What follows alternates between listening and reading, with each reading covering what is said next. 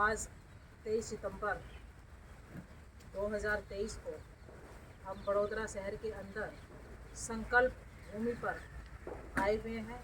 मैं दिल्ली से आई हूँ और मेरा नाम राजेश कुमारी है और मैं बाबा साहब डॉक्टर अंबेडकर के विचारों से प्रभावित होकर के समाज के अंदर एक जो हमने सीखा है उसको फैलाने का काम कर रहे हैं, क्योंकि बाबा साहब डॉक्टर अंबेडकर जिन्होंने अपने पग पग पर इस मनुवादी व्यवस्था का मुकाबला किया, आज उनकी देन है कि हम एक बराबरी का, मान सम्मान का जीवन जी रहे हैं।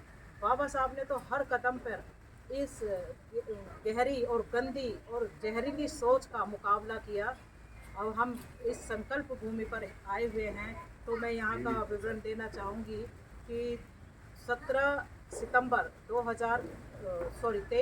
1917 को बाबा साहब डॉक्टर अंबेडकर ने जब यहाँ एग्रीमेंट के मुताबिक नौकरी करने आए, तो नौकरी जब वो कर रहे थे तो महाराज के यहाँ पर तो उनके साथ बड़ा भेदभाव हुआ।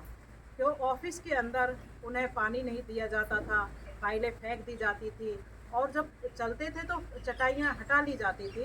तो बाबा साहब इस व्यवस्था से दुखी होकर के बड़ोदरा के नरेश सियाजीराव गायकवाड़ को कहा कि मैं इतना पढ़ा लिखा व्यक्ति जो विदेश से डिग्री लेकर के आया है और वो यहाँ का ये जो मनुवादी व्यवस्था है, ये इन विचारधाराओं से निकलने के लिए तैयार नहीं है।